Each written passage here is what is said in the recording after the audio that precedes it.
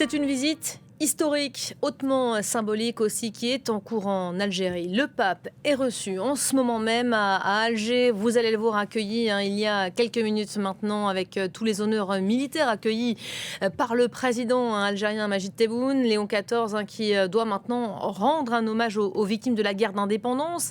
Un geste de reconnaissance de la douloureuse histoire nationale devant le monument des martyrs. Vous allez le voir, une scène est dressée. La foule l'attend. Le pape donc qui va s'exprimer dans quelques instants. Nous serons en direct. La séquence Bruno Darou en attendant est importante. Elle compte. Jamais encore un pape ne s'était rendu dans ce pays musulman, je disais. Et oui, parce qu'a priori ça peut sembler très étrange. L'Algérie est un pays musulman très très fortement, puisque sur les 49 millions d'Algériens, on peut dire que 98% sont musulmans à peu près. Il y a environ 150 000 chrétiens aujourd'hui, mais surtout des protestants et notamment des évangéliques. Et il n'y aurait que 8 000 catholiques en Algérie. Donc on peut se demander pourquoi le pape se rend dans ce pays. Alors au départ de tout ça, il y a une volonté assez personnel du pape, qui en tant que cardinal, on rappelle qu'il est américain, s'était déjà rendu à deux reprises en Algérie, et il fait partie de l'ordre des Augustins, et donc il souhaitait se rendre à l'endroit où a vécu celui que l'Église appelle Saint-Augustin. Ça nous ramène loin, il est né en 354 et il exerçait son ministère au début du 5e siècle, mais dans la ville à l'époque de Hippone, qui aujourd'hui s'appelle Annaba. Et donc il y a un édifice religieux en honneur de Saint-Augustin. Donc le pape souhaitait effectuer ce pèlerinage. Du coup, ça ne pouvait pas être simplement qu'un pèlerinage personnel. Donc on y a ajouté une visite d'État. Alors, pour le pouvoir algérien, c'est un peu une aubaine, parce que c'est toujours, même si encore une fois la présence catholique en Algérie est extrêmement minime, c'est toujours un honneur de recevoir le pape. C'est toujours un acte diplomatique qui remet le pays sur le devant de la scène. Et l'Algérie cherche actuellement à revenir sur le devant de la scène. Et elle y est déjà un peu revenue avec les différentes crises par le biais de l'économie, puisque de plus en plus de pays ont besoin de son gaz. Mais évidemment, recevoir le pape, ça n'arrive pas tous les jours.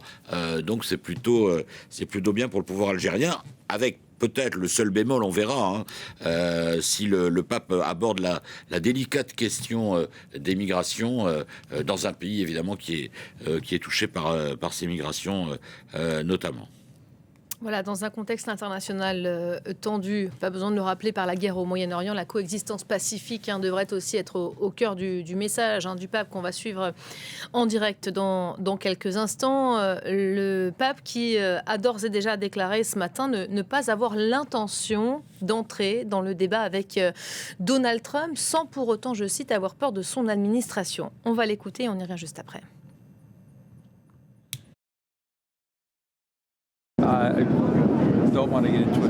Je ne souhaite pas entrer dans ce type de débat avec lui.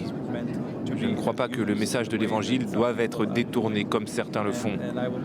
Et je continuerai de m'élever haut et fort contre la guerre, de promouvoir la paix, le dialogue et les relations multilatérales entre les États et de rechercher des solutions justes aux problèmes. Trop de personnes souffrent dans le monde aujourd'hui, trop d'innocents sont tués et je pense qu'il faut que quelqu'un se lève et dise « il existe une meilleure façon de faire les choses ». Voilà, ce sont les prises de position anti-guerre du pape qui ont fait sortir hier soir le président américain de ses gonds. On va peut-être revoir son tweet sur son réseau social, Truth Social. Il disait hier soir ne pas être un grand fan du pape. Dans ce long message publié sur son réseau, il accusait entre autres pêle-mêle Léon XIV de soutenir le programme d'armement nucléaire iranien. C'est une violente diatribe à laquelle on n'a jamais assisté jusque-là. Non, le problème, c'est que, évidemment, le pape Léon, c'est ce qui est dans son rôle.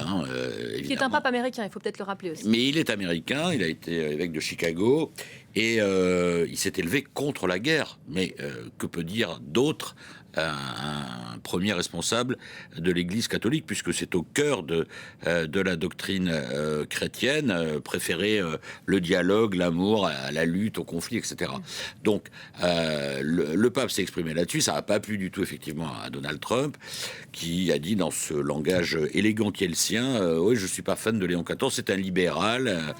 Voilà. Alors, on sent qu'il réagit d'autant plus violemment, enfin, de manière assez virulente, d'autant plus que, justement, il est américain et que Donald Trump, il pense toujours en termes politiques, il pense aussi à son électorat, donc il ne voudrait pas qu'il y ait des questionnements au sein de son électorat, mais il le fait à sa manière.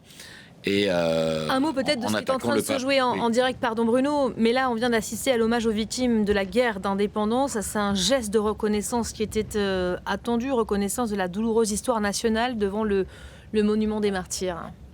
Oui, alors ça, évidemment, pour le pouvoir algérien, évidemment, c'est symboliquement très fort que le pape reconnaisse les victimes qui ont lutté pendant la guerre d'indépendance.